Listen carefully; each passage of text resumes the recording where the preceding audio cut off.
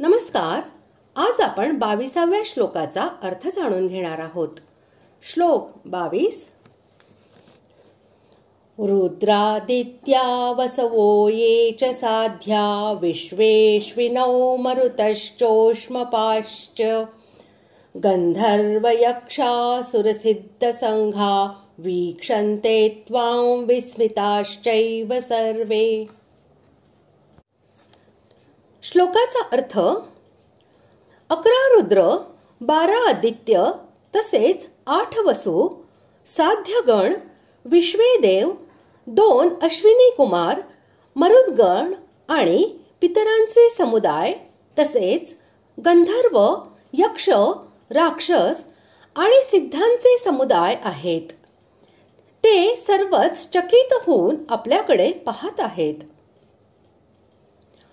11 रुद्र, 12 आदित्य, 8 वसु आणि 49 मरुत या 4 प्रकारच्या देवतांच्या समूहाचे वर्णन 10व्या अध्यायातील 21व्या आणि 23व्या श्लोकांच्या व्याख्येमध्ये तसेच अश्विनी कुमारांचा उल्लेख 11व्या अध्यायातील 6व्या श्लोकात केलेला आहे. मन, अनुमंता, प्राण, नर, यान, चित्ती, हय, नय, हंस, नारायण, प्रभव व विभू हे 12 साध्य देव आहेत.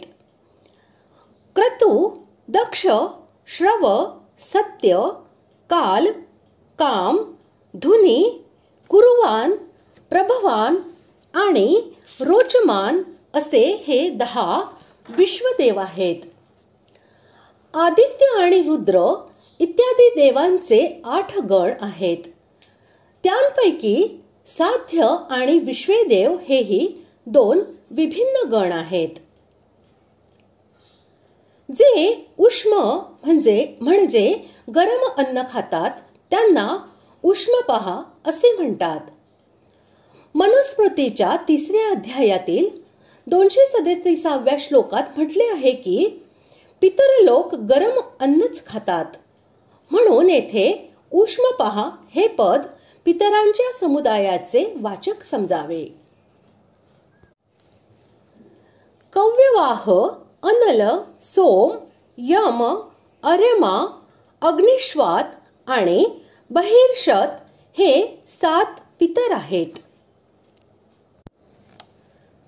कश्यपाची पत्नी मुनी, प्राधा व अरिष्टा यांच्यापासून गंधर्वांची उत्पत्ती मानलेली आहे. हे राग रागिणी यांच्या ज्ञानात निपुण आहेत आणि देवलोकातील वाद्य नृत्य कलेमध्ये ते कुशल समजले जातात. यक्षांची उत्पत्ती महर्षी कश्यपाच्या खसा नामक पत्नीपासून मानलेली आहे. भगवान शंकराच्या गणांमध्येही यक्ष आहेत. या यक्षांचा आणि उत्तम राक्षसांचा राजा कुबेर हा मानला जातो. देवांचे विरोधक दैत्य, दानव व राक्षस यांना असुर असे म्हणतात.